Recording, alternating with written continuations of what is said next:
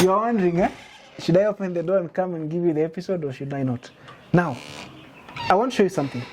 This farmer here, this is a very small space. But the farmer is doing production of 500 broilers per cycle. So in total, if everything is filled, 1,000 birds. So today's episode, we basically want just to see how you can have a broiler farm on a small space, yes, but our main concern today is how can you build a broiler farm or a broiler chicken house. Wow.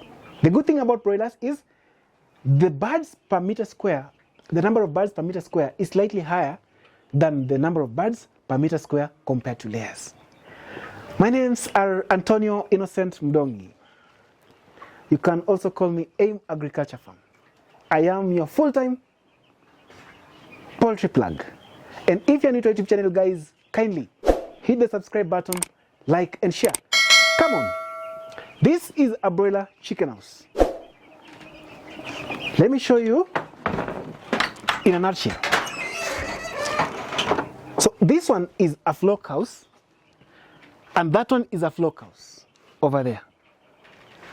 This flock house here has been partitioned. From inside, you can see something like a tarpaulin. Reason being, these birds have just been in the brooder for a week. Now they're expanding, so they're like in a semi-brooder. Broiler farming is one interesting game, made simple. This structure has been made with iron sheets, as you can see. And this is timber. It is one of the easiest structures. So when you're building your broiler farm, the first thing you pay attention to is actually the ventilation. If you look at this ventilation, from here up to here is about 7 feet. So once these birds have enough air supply again, it automatically means that you're not going to suffer from chronic respiratory disease. You are also going to have the birds have enough oxygen. They are going to gain enough weight as quickly as possible. But get the trick. Unlike layers, broilers has to have the aerodynamics in broilers is a bit different from the one in layers. If we look at the back, in as much as the farm is neighboring someone, the wall at the back is like the fence. This farmer has had to negotiate with the neighbor and introduce at the topmost point, another ventilation. For broiler farming, unlike layers you saw in my farm, air has to come from both sides. Air has to come from both sides. In broiler farming, when you are doing the curtain for the ventilation, it has to be rolled from down going up. Cold air flows below. Hot air escapes.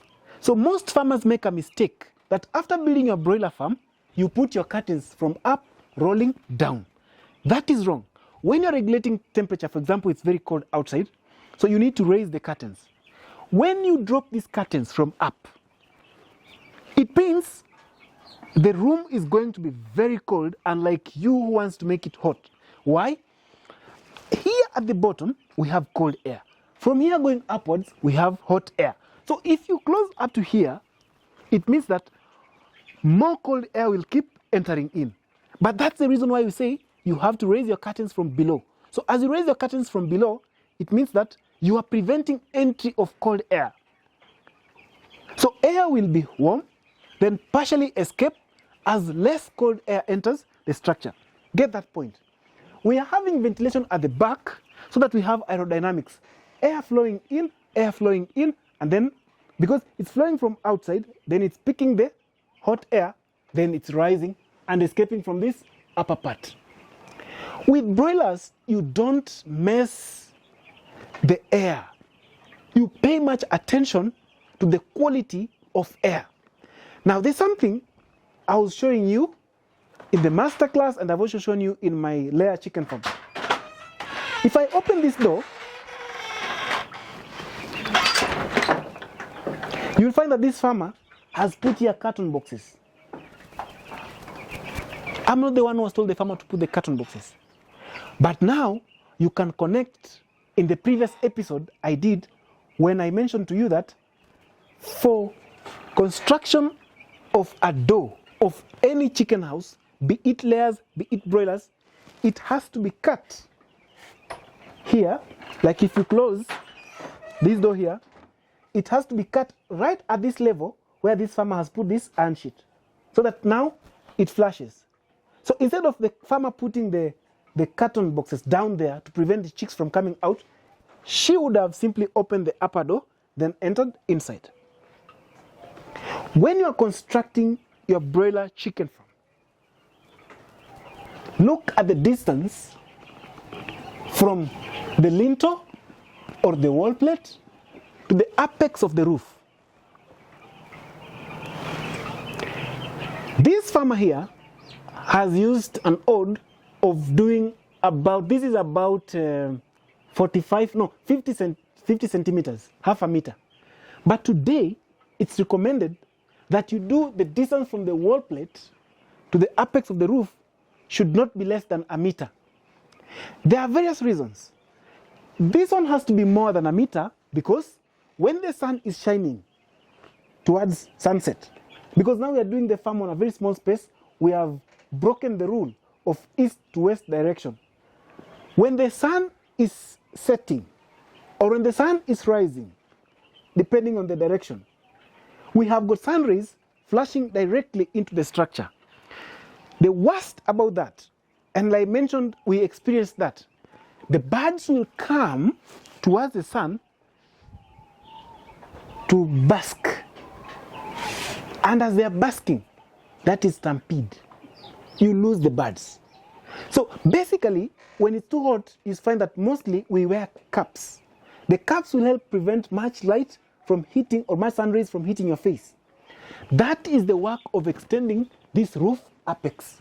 So now it acts as a cap to prevent much rays, and also when it's raining too much and it's likely to be windy or the gradient of the raindrops is so low, you find that the raindrops are coming towards this angle of getting into the structure. Remember, when the raindrops get in, they make the bedding wet. When they make the bedding wet, I've explained in the masterclass, coccidiosis starts, and I've explained in details in the masterclass how and the cycle of coccidiosis. In the forms it's inactive and the forms it's active. That is one of the main reasons why you have coccidiosis introduced. And when coccidiosis is brought here, and this is a broiler farm, oh my goodness, you will not like it. The other important factor of having this roof apex extended is now we have to have a footbath here. Unfortunately, we don't have one. This farmer is having a basin with a footbath just at the entrance. But now we have to have a footbath here. When we have this roof apex being short, when it rains, water will directly get into the footbath. It will dilute the footbath, or the footbath will overflow. Once it overflows, then the content in it becomes useless. So it's no longer a footbath. We are no longer controlling or killing the pathogens on our feet. We'll just be taking the pathogens into the farm. It might not look very important, but it is very important to have it that way. The other factors in doing a broiler chicken house are just like the ones in doing a layer chicken house, except those that I've mentioned here, because those ones are the ones that now are different from the layers. I have done an episode on how to build a cheap and affordable layer chicken house. The same principles apply to a broiler chicken house, except the ones that we've talked at length. So if you find that you're missing out on something in this episode, there's a link shared in the description of the video I did on how to construct a cheap, simple and affordable chicken house for layers. So you can combine that and you'll be extremely rich in knowledge. And if you want to go into the details, the type of the flow, the ratio of the concrete, the direction of the structure, durability. If you don't have this ventilation put here using this material, what are you going to expect? The gradient, the spacing of birds per meter square, be it broilers, be it kienyeji improved, be it layers. I have done that exhaustively in our chicken house construction masterclass. Check out our website, www.aimagriculturefarms.com. Don't be afraid of the cost of enrolling as a student.